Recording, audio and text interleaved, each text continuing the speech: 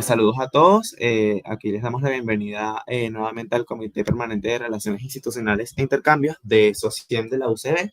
En este caso, estamos de la mano del doctor Javier Goncalves, médico cirujano, quien nos va a dar una charla introductoria hacia el proceso de ingreso y cómo es el primer contacto con la residencia de cirugía. Entonces, adelante, doctor, el tiempo es suyo. Muchísimas gracias, muchachos, por la invitación. Quería comentarles que, bueno, ahorita justo estoy en el estado de Aragua, en la ciudad de Maracay. Estamos en la Jornada Nacional del Congreso de Cirugía. Bueno, bastante feliz de poder participar y poderles también traer las nuevas cosas que hemos discutido en la jornada, que creo que también les van a servir a ustedes, justamente hablando de esta introducción a lo que es el posgrado de cirugía general aquí en Venezuela. Yo soy egresado, como tú lo dijiste, médico cirujano de la UCB, de la Escuela Luis Rossetti específicamente, y luego hice mi posgrado en el Hospital Dr. Domingo Luciani, que bueno, acabo de culminar hace poco en el mes de diciembre de este año que acaba de pasar. Entonces, para entrar en detalle, hay que hablar como tal del proceso para ingresar a este posgrado, y es que este proceso va a depender directamente de la coordinación de estudios de posgrado de la UCB, ¿no? Esto principalmente para el posgrado de nuestra universidad, en donde, bueno, te van a pedir una cantidad de requisitos, ¿no? Dentro de los cuales puede estar el currículum vitae, puede estar las notas del pregrado. Si estuviste, por ejemplo, en congresos tanto nacionales como internacionales de estudiantes, si tienes o no cosas publicadas, pues todo eso va a mejorar o va a darte más posibilidades de optar por el posgrado que tú quieras, y todo esto dado también por una prueba de conocimientos, ¿no? Entonces, tienes esas dos versiones. La prueba de conocimientos tiene aproximadamente un 50% de la nota total. El resto va a ser tus notas de pregrado, y el otro restante va a ser lo que les comentaba de si publicaste, si tuviste algún tipo de posibilidad de participar en congresos, etcétera. Eso te da puntos extra, por llamarlo de alguna manera. Esta prueba de conocimientos, como está ahí, les pueden salir unas 40, 50 preguntas quizás. Es una prueba de conocimiento general que realmente te preguntan pediatría, ginecología, neurología, lo que quieran. Es bastante general, es de medicina, ¿ok? Porque es para todos los posgrados, no es directamente para el posgrado de cirugía general, no son preguntas específicas de cirugía, sino que son de medicina en general. Y esto, como les comentaba, va a ser el 50% de su nota. Complementando con las otras dos cosas que les decía, vamos a tener una calificación final para poder optar a un posgrado, y esto nos va a dar a su vez la cantidad de cupos que vamos a poder optar. Es decir, nosotros en la UCB tenemos 6 sedes para poder hacer cirugía general: el Hospital Universitario de Caracas, el Hospital Vargas, está el Carlos Arbelo, que es el militar, está el Pérez Carreño, está el Domingo Luciani, y me debe quedar alguno por ahí que, si mal no recuerdo, debe ser Magallanes. ¿Ok? Esas son opciones que están dentro de la universidad para poder hacer cirugía general dentro de sus sedes. Y cada sede va a tener una cantidad de cupos, y por eso está ahí el número de cupos. Por ejemplo, en mi hospital somos 3 servicios, en los cuales hay aproximadamente 5 ingresos anuales, es decir, 15 cupos. Por ejemplo, el Domingo Luciano. Eso puede variar de sede, eso puede variar incluso hasta de servicio dentro de esas sedes. Entonces, no son, digamos, cupos fijos o números fijos, sino que pudieran estar variando con el tiempo. Y por eso siempre, bueno, tener estudiar antes de prepararse bien, antes de la prueba de conocimiento. ¿Ok? Ya una vez que nosotros decidimos hacer esto, entramos, hay que tener ciertas consideraciones, que hay que adaptarse a la rutina del hospital, y eso es importante. Yo creo que cada sede es diferente, yo creo que cada hospital es diferente. Nosotros, por ejemplo, ahí yo les puse el tema de las clases, porque nosotros principalmente vemos 2 clases por semana, a veces más, a veces menos. Nosotros somos actualmente en el Luciani el único programa que va con regularidad y tenemos clases, por ejemplo, en cirugía del trauma. No todos los posgrados o todas las sedes lo tienen. Y pues eso también nos da una carga académica extra o adicional. Además de eso, la rutina de nuestro hospital es bastante dirigida hacia la atención en la emergencia. Entonces, sin duda, hay que adecuarse y adaptarse al manejo rápido y al procesamiento rápido de información para poder atender a un paciente de emergencia que quizás en otros hospitales o en otras sedes no hacen tanto hincapié, ¿no? Principalmente, la modalidad de las clases pudieran ser seminarios que pueden dar los residentes, pueden haber actividades quizás más pedagógicas, hacer prácticas, hacer simulación, eso varía dependiendo de cada sede, pero usualmente lo que sí sucede es que el adjunto al final explica o finaliza, da un debriefing, un feedback dando su experiencia con respecto al tema en específico. Nosotros ahorita tuvimos un cambio de pensum, ¿ok? Ahora el posgrado no es de 3, sino de 4 años, y esto ha hecho que veamos quizás más materias, más cosas que, bueno, hay que quizás llamar a otro experto, quizás hacerlo de manera multidisciplinaria y tener colaboración de otros servicios. Y eso realmente nos ha dado una visión diferente y creo que más completa desde el punto de vista académico, ¿no? Entonces, para seguir con la parte académica, les comentaba las clases y les comentaba ahora, o les voy a comentar ahora, el temario, ¿no? El nuevo pensum, hay que buscar quizás ayuda de otras personas que nos faciliten la información. Por ejemplo, ahora vemos inmunología, ahora vemos fisiología con mayor detalle, pero siempre aplicado a la cirugía. Es decir, que si va a haber farmacología otra vez, probablemente no vea la farmacología que vi en pregrado, sino que va a haber una farmacología quizás más aplicada a la profilaxis antibiótica, por ejemplo, o en nuestro caso, dirigida principalmente a la emergencia, a la atención del paciente quirúrgico de emergencia. Voy a ver anatomía patológica, claro, porque yo voy a ver bastante patología cancerígena, por ejemplo, quizás. Entonces, vamos a tener una anatomía patológica mucho más enfocada a nosotros y a los tejidos que usualmente estamos planteando. Como les comentaba, es un pensum relativamente nuevo, tiene apenas está su segunda corte, se va a graduar ahorita este año, y como todo, creo que estamos adecuándonos tanto los adjuntos como los residentes a este nuevo proceso, pero es bastante chévere, está bastante bien diseñado y creo que lo que viene más adelante va a seguir siendo mejor cada vez, ¿no?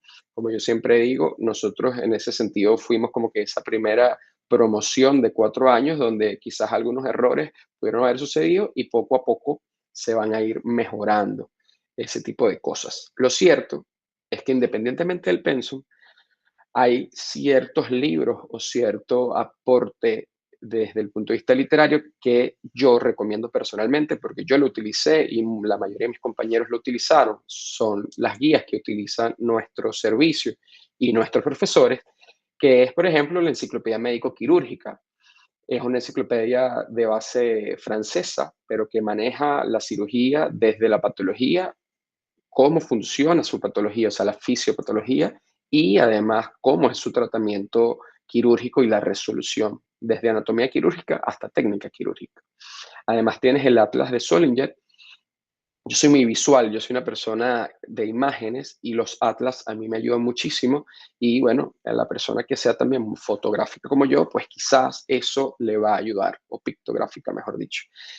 Desde el punto de vista de técnica quirúrgica, el Meingots de cirugía abdominal, el Fisher de técnica quirúrgica también son muy buenos. El Fisher también habla de la patología, por ejemplo, la hernia, te explica toda la patología de la hernia y luego te explica cómo es la técnica quirúrgica para la reparación y al final te deja un comentario del experto. Y el experto es, bueno, la persona que escribió ese capítulo o que editó ese capítulo y te dice, mira, en nuestro centro nosotros lo hacemos de tal manera por esta y esta razón. A pesar de que ya te explique todas las posibilidades, nosotros lo hacemos así.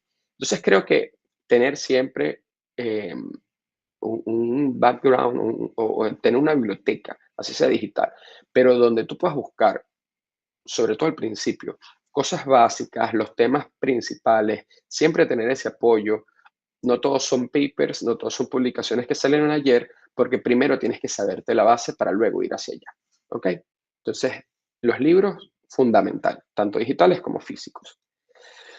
La residencia, este nuevo pensum a 4 años, yo la divido igual, la divido como siempre la he considerado. El R1 está para identificar problemas y probablemente el R1 va a ser el año más difícil en cualquier posgrado porque se tiene que encargar de muchas cosas y tiene que hacer una gran labor asistencial atendiendo al paciente, estando pendiente de muchas cosas y a veces no está tan de la mano con poder tener tiempo de estudiar.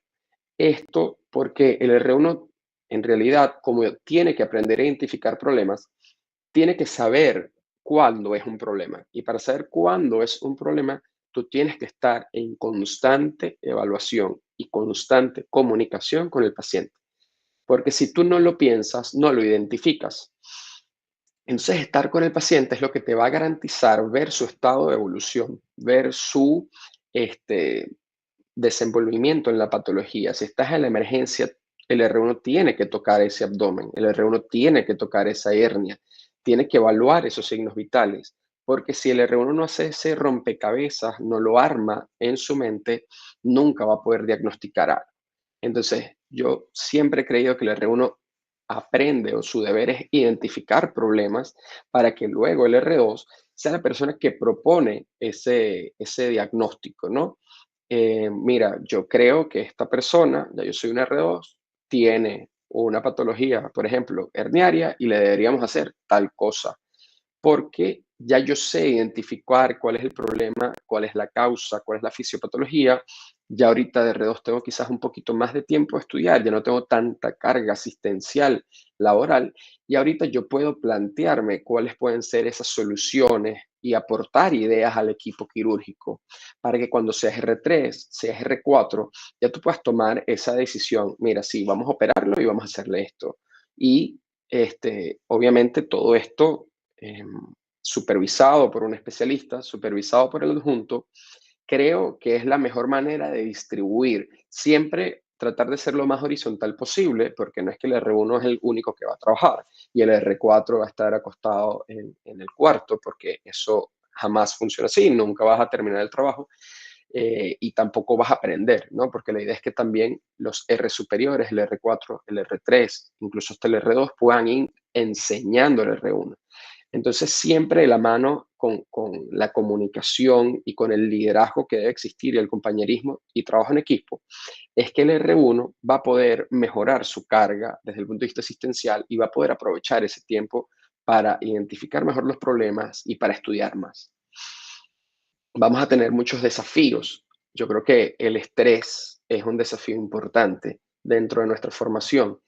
Yo creo que este es un posgrado donde uno aprende a manejar el estrés y eso nadie te lo comenta. Todo el mundo cree que uno va a venir acá al posgrado a aprender a operar y sí, eso es una realidad. Tú vas a ir a aprender a operar, pero nadie te comenta el estrés que implica esa formación porque en tus manos está que un error sea catastrófico.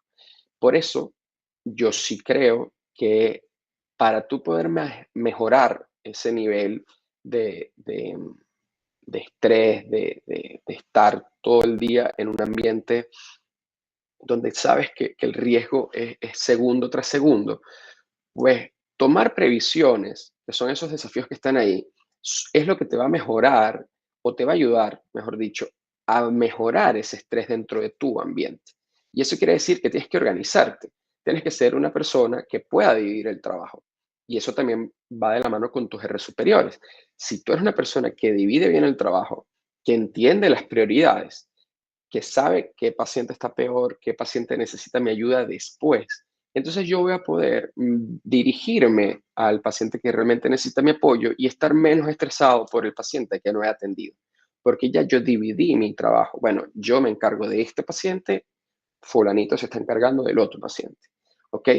Para eso tienes que llevarte bien con tus compañeros, porque si si tú no tienes un buen ambiente laboral, sobre todo dentro de tus coerres, tienes que tener muy buen compañerismo para poderse dividir esas tareas confiando en el otro, sin tener duda en que el otro lo va a hacer bien. Y para poder hacerlo bien, tienes que estudiar. Entonces, todo este engranaje es complejo porque además, bueno, los hospitales también cuentan con múltiples dificultades para poder trabajar de una manera, bueno, quizás ideal, utópica, donde tenemos que hacer diferentes tipos de esfuerzos. Entonces, tienes que estudiar, tienes que llevarte bien, tienes que conocer el instrumento que vas a utilizar, la anatomía quirúrgica para poder operar. Todo esto entendiendo que un paciente está en tus manos y que en cualquier momento todo puede ser un error y salir mal. Todo esto te va a generar mucha carga. Y si tú eres una persona estresada, mi mejor recomendación es que puedas tener organización, puedas dividir el trabajo con tus compañeros, puedas confiar en tus compañeros, puedas llevarte bien con ellos y estudiar para que la decisión que lleve al paciente a quirófano sea la mejor, la indicación sea la adecuada y el tratamiento sea el óptimo para el paciente. Para esto, evidentemente, tienes que tener todo lo que les comenté antes. Tienes que tener buenos R superiores que te apoyen, que te ayuden, que te expliquen. Tienes que tener unos libros para poder saber qué instrumentos voy a utilizar y qué anatomía voy a operar. Y además de esto, bueno, tengo que de verdad poder tolerar ambientes de alto estrés o de emergencia, porque el cirujano tiene que estar lo más frío posible al momento de operar. Tiene que estar totalmente concentrado y abstraído de lo que está sucediendo afuera.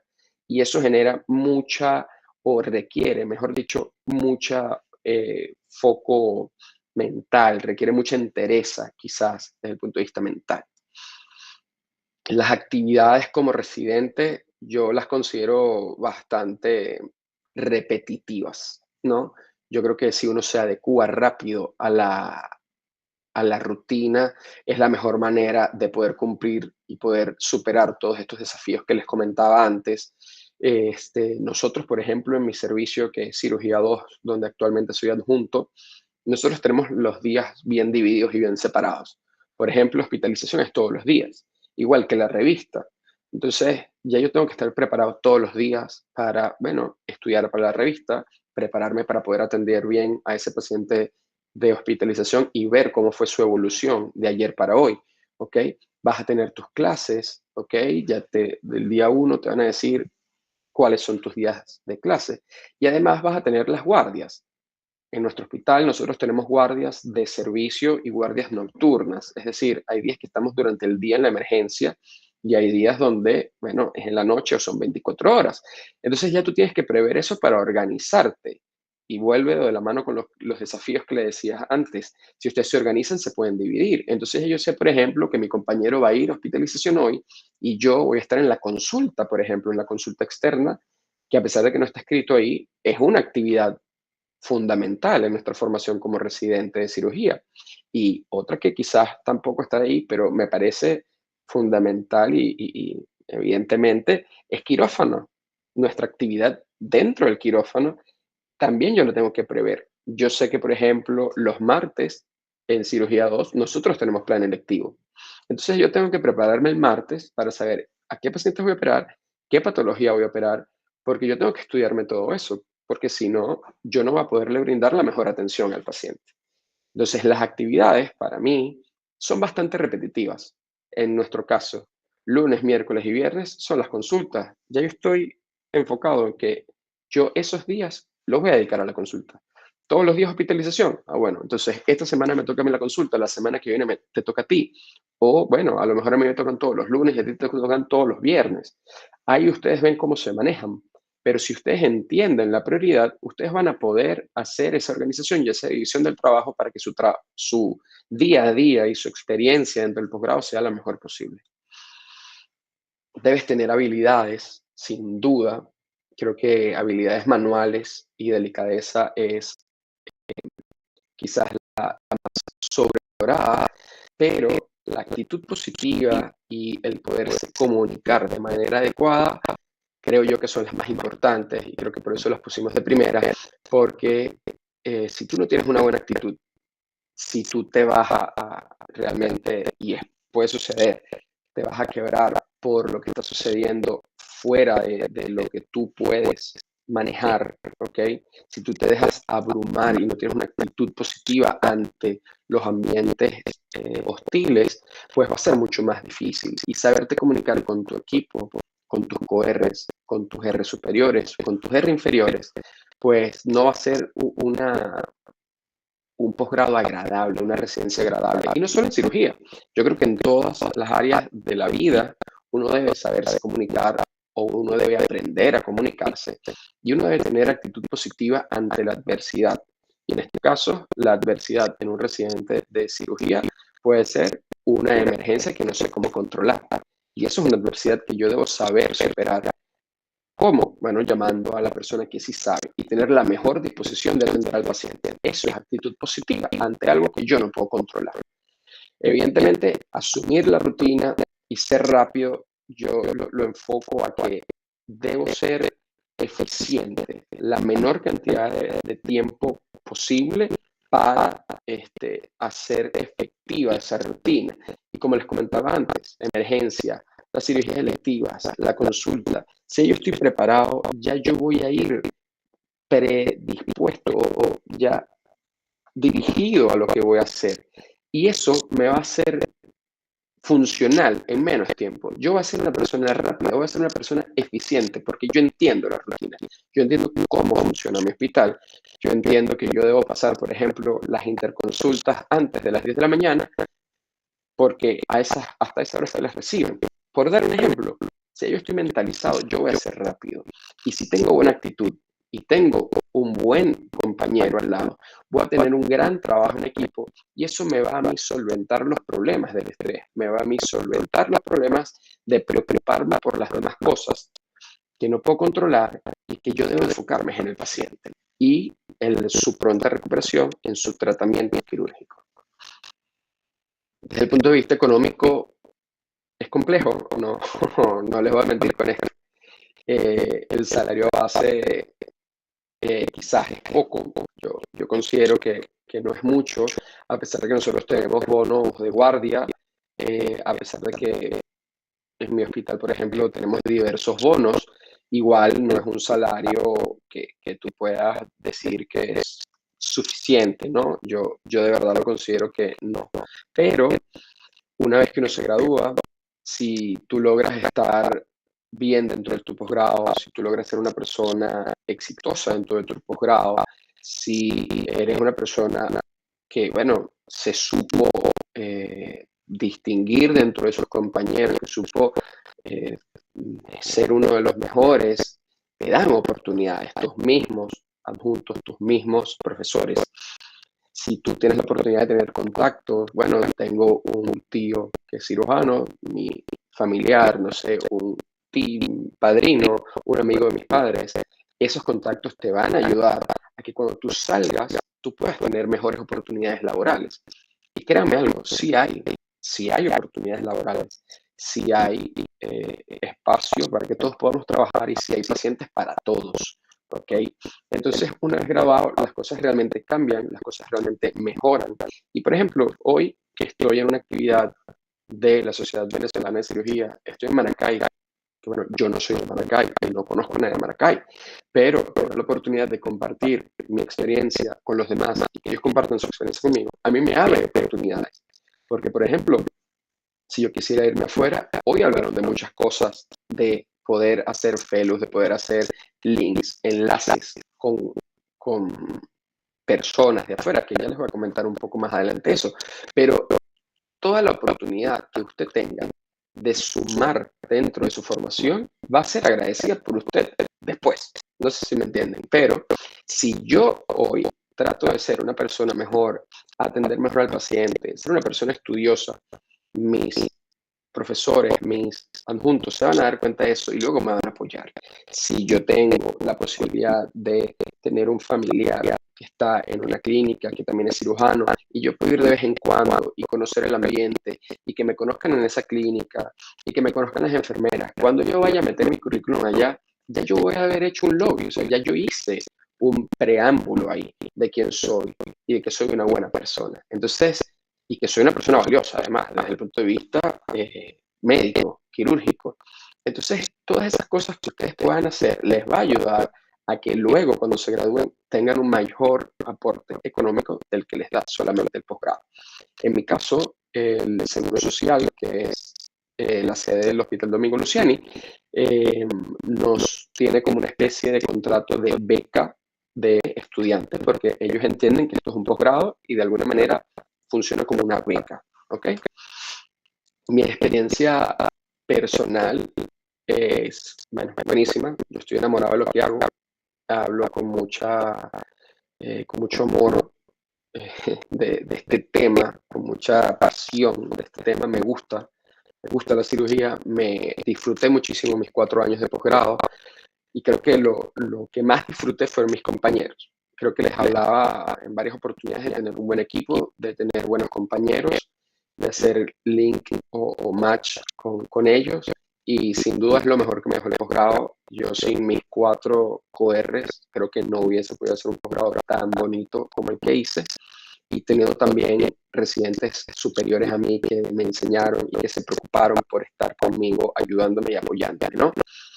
También tuve la oportunidad de viajar a Orlando para poder hacer un observership de un mes en cirugía robótica, ¿ok? Entonces, estas son posibilidades que te brinda la universidad, estas son oportunidades que yo mismo quizás me busqué y que hoy, por ejemplo, en una jornada nacional de cirugía, yo pudiera volver a repetir si yo quisiera, por ejemplo, hablar con las personas que están en las charlas internacionales y pedir su número y no ser una persona quizás más introvertida, que bueno, que me da pena. Si yo no aprovecho esa oportunidad de haber hablado con uno de los doctores que está en Orlando hace un año, yo no hubiese podido viajar a Orlando y no hubiese podido completar un observership de cirugía robótica, ¿no? Entonces yo creo que esos extra, esos plus que te permite además el posgrado, que te lo permite la universidad, uno debe explotarlos, debe explorarlos y aprovecharlos, ¿ok? Además de eso, tuve la oportunidad de estar con actividades extra hospitalarias, en pasantías en clínicas, en pasantías en otros centros hospitalarios, ¿ok? Donde tienen más experiencia en algún tema específico y yo quería ese tema específico. Todas esas cosas, creo yo, hay que aprovecharlas y hay que disfrutarlas. Yo sin duda disfruté muchísimo mis 4 años de posgrado. No me arrepiento de nada de mis 4 años y creo que aprendí, bueno, de muchísimo también, muchísimo, muchísimo. De verdad que muchísimas gracias por esta invitación. Espero con esto animarlos a hacer un posgrado de cirugía dentro de nuestro país y dentro de nuestra universidad. Gracias.